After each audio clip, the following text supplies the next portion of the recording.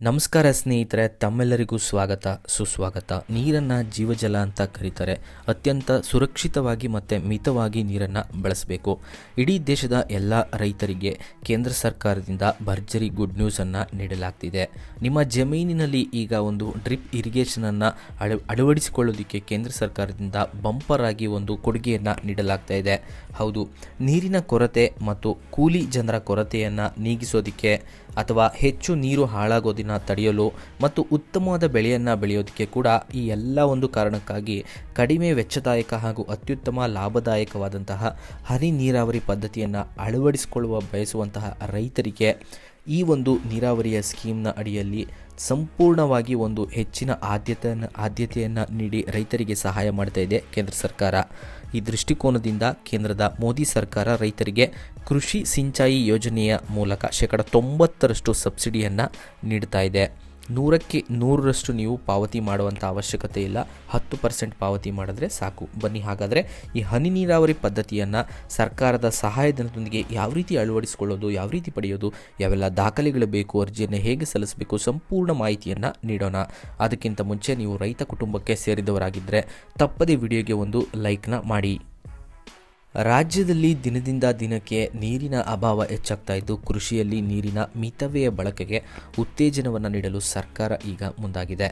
ಪ್ರಧಾನಮಂತ್ರಿ ಕೃಷಿ ಸಿಂಚಾಯಿ ಯೋಜನೆಯ ಅಡಿಯಲ್ಲಿ ಕರ್ನಾಟಕದ ರೈತರಿಗೂ ಕೂಡ ತಮ್ಮ ಜಮೀನುಗಳಲ್ಲಿ ಹನಿ ನೀರಾವರಿಯನ್ನು ಅಳವಡಿಸಿಕೊಳ್ಳೋದಕ್ಕೆ ಭಾರೀ ಪ್ರಮಾಣದ ಸಹಾಯಧನವನ್ನು ಘೋಷಣೆ ಮಾಡಲಾಗ್ತಾ ಇದೆ. ಸಣ್ಣ ರೈತರಿಗೆ ವಿಶೇಷ ಆದ್ಯತೆ. ಈ ಯೋಜನೆಯ ಅಡಿಯಲ್ಲಿ ಸಣ್ಣ ಮತ್ತು ಅತಿ ಸಣ್ಣ ರೈತರಿಗೆ ಒಟ್ಟು ವೆಚ್ಚದ 90% ಸಬ್ಸಿಡಿಯನ್ನು ನೀಡಲಾಗಿ ಆರ್ಥಿಕವಾಗಿ ದೊಡ್ಡ ಬಲ ನೀಡ್ತಾ ಇದೆ ಸರ್ಕಾರ. ಇನ್ನು ದೊಡ್ಡ ರೈತರಿಗೆ 45ರಿಂದ 70% ರಿಯಾಯಿತಿ ರೈತರಿಗೆ ಸಿಗ್ತಾ ಇದೆ, ಅಥವಾ ಸುಮಾರು 12.5 ಎಕರೆ ಜಮೀನಿನವರೆಗೆ ಈ ಸೌಲಭ್ಯವನ್ನು ಪಡ್ಕೊಳ್ಳೋದಕ್ಕೆ ಅವಕಾಶ ನೀಡಲಾಗ್ತಾ ಇದೆ. ಕೊಳವೆ ಬಾವಿ ಅಥವಾ ಕೃಷಿ ಹೊಂಡದಂತಹ ಸ್ವಂತ ನೀರಿನ ಮೂಲ ಹೊಂದಿರುವ ಎಲ್ಲ ವರ್ಗದ ರೈತರು ಈ ಯೋಜನೆಗೆ ಅರ್ಹರಾಗಿರುತ್ತಾರೆ. ಅರ್ಜಿ ಸಲ್ಲಿಕೆ ಮತ್ತು ದಾಖಲೆಗಳು. ಹನಿ ನೀರಾವರಿ ಸೌಲಭ್ಯ ಪಡೆಯಲು ಇಚ್ಛಿಸುವ ರೈತರು ತಮ್ಮ ಜಮೀನಿನ ಪಹಣಿ ಅಂತಂದರೆ RTC, Aadhaar card, bank passbook ಮತ್ತು ಜಮೀನಿನ ನಕ್ಷೆಯೊಂದಿಗೆ ಸಿದ್ಧವಾಗಿ ಇರಬೇಕು. ಆಸಕ್ತರು ತಮ್ಮ ತಾಲೂಕು ವ್ಯಾಪ್ತಿಯ ತೋಟಗಾರಿಕಾ ಇಲಾಖೆ ಕಚೇರಿ ಅಥವಾ ಹತ್ತಿರದ ರೈತ ಸಂಪರ್ಕ ಕೇಂದ್ರಕ್ಕೆ ಭೇಟಿ ನೀಡಿ ಅರ್ಜಿಯನ್ನು ಸಲ್ಲಿಸಬಹುದಾಗಿರುತ್ತೆ. ಈ ಪ್ರಕ್ರಿಯೆ ಹೇಗಿರುತ್ತೆ ಅಂತಂದರೆ, ಅರ್ಜಿಯನ್ನು ಸಲ್ಲಿಸಿದ ನಂತರ ತೋಟಗಾರಿಕಾ ಇಲಾಖೆಯ ಅಧಿಕಾರಿಗಳು ನಿಮ್ಮ ಜಮೀನಿಗೆ ಭೇಟಿ ನೀಡಿ ಸ್ಥಳ ಪರಿಶೀಲನೆಯನ್ನು ಕೂಡ ಮಾಡ್ತಾರೆ.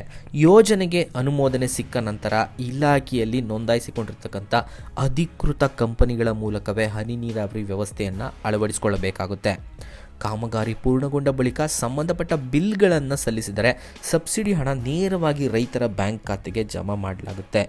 ಕಡಿಮೆ ನೀರಿನಲ್ಲಿ ಹೆಚ್ಚು ಇಳುವರಿಯನ್ನು ಪಡೆಯಲು ಮತ್ತು ಶ್ರಮವನ್ನು ಉಳಿಸಲು ಹನಿ ನೀರಾವರಿ ಪದ್ಧತಿ ಅತ್ಯುತ್ತಮವಾಗಿದೆ. ರೈತರಿಗೆ ಹೆಚ್ಚಿನ ಮಾಹಿತಿಯಾಗಿ ರೈತರು ಕೂಡಲೇ ಸ್ಥಳೀಯ ತೋಟಗಾರಿಕಾ ಅಧಿಕಾರಿಗಳನ್ನು ಸಂಪರ್ಕಿಸಬಹುದು. ಹಾಗೂ ನೀವು ರೈತ ಸಂಪರ್ಕ ಕೇಂದ್ರಕ್ಕೆ ಮತ್ತು ತೋಟಗಾರಿಕಾ ಇಲಾಖೆಗೆ ಕೂಡಲೇ ಭೇಟಿಯನ್ನು ನೀಡಿ.